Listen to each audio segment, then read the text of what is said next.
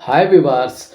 చాలామంది మన జీవితాల్లో ఏదో జరగబోతుందని, జరగని వాటి గురించి విపరీతంగా భయపడిపోతూ ఉంటాం. దేని గురించి చెప్పడానికి భయపడుతూ ఉంటాము. ఏ విషయం చెప్పవచ్చో ఆ విషయం చెప్పడానికి భయపడిపోతూ ఉంటాం. ఇలాంటివి తరచూ మనం ఎదుర్కొంటూ మొహమాటము, సిగ్గు, అధైర్యము ఇలా ఇలాంటి అవలక్షణాలతో చాలామంది సఫర్ అవుతూ ఉంటాడు. దీనితో జీవితంలో చాలా చాలా గొప్ప ప్రయోజనాలు కోల్పోతుంటాం. కొన్నిసార్లు ఆపదల్లో గూడా పడుతుంటాం. కొన్నిసార్లు ప్రాణాల మీదకి గూడా తెచ్చుకుంటూ ఉంటాం. ఇలాంటి దురదృష్టకర సంఘటన ఒక వ్యక్తికి జరిగింది. అతను ఒక అర్ధరాత్రి వేళ చెన్నై నుండి హైదరాబాద్ వెళ్ళే బస్సు ఎక్కాడండి. అతను ఆల్రెడీ రిజర్వేషన్ చేసుకున్నాడు. బస్సు చాలా ఖాళీగా ఉంది. తక్కువ ప్యాసింజర్స్‌తో అతను నచ్చిన ఒక సీట్‌లో కూర్చున్నాడు. అప్పుడు ఆ బస్సు కొద్ది దూరం బయలుదేరగానే అతనికి గాలి సరిగ్గా అందకపోవడంతో అక్కడ మూసి ఉన్న బస్సులో కిటికీని తెరవబోయాడు. అది రాకపోవడంతో గట్టిగా గుంజాడు. దీంతో ఆ కిటికీ అద్దం ఏదో కాస్త అంతకుముందే డ్యామేజ్డ్ అయిందో పగిలిపోయినట్టుంది. అది తెగి ఆ గాజు పెంకు చేతికి తెగింది అతనికి.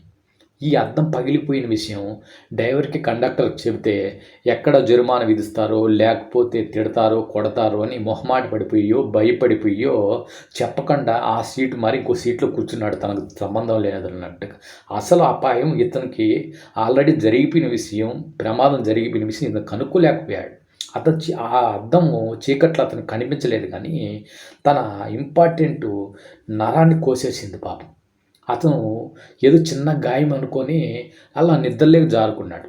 తిరిగి హైదరాబాద్ వచ్చే లోపల రక్తము కండక్టర్ కాలు వరకొచ్చింది.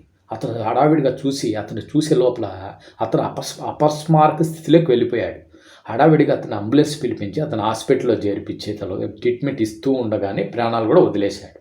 ఆ అబ్బాయి చెప్పిందేంటి, ఇలా బస్సులో వెళ్తుండగా కిటికీ తెరవడానికి ప్రయత్నించాను. ఆ గ్లాస్ పగిలిపోయి నాకు కోసుకుంది. చిన్న గాయమేనని నేను పడుకున్నాను. ఈ విషయం కండక్టర్‌కి, డ్రైవర్‌కి చెప్తే తిడతారనో, ఏమన్నా అంటారనో మొహమాట పడిపోయో, భయపడిపోయి చేశాను అని చెప్పుకొచ్చాడు. చూసారా? చిన్న విషయం కోసం దాచిపెట్టి, భయపడిపోయి, ఆ గాయానికి ట్రీట్మెంట్ చేపించుకోకుండా అలాగే జర్నీ చేసి ప్రాణాన్నే పోగొట్టుకున్నాడు. ఇలాంటివి ప్రతి ఒక్కరూ మనం యాజ్ జీవించాలి.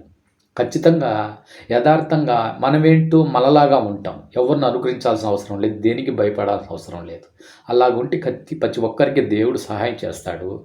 అన్ని విధాలుగా మనల్ని అన్ని ప్రమాదాల నుండి మనల్ని కాపాడుకుంటాడు. దీని గురించి ఎప్పుడు మనము మొహమాట పడకుండా జీవితంలో ఏదైనా మనకు అపాయం అనిపిస్తే ఖచ్చితంగా మన వారికి, మన ఆత్మబంధువులకు తెలియజేసి మనల్ని మనం కాపాడుకుంటాం.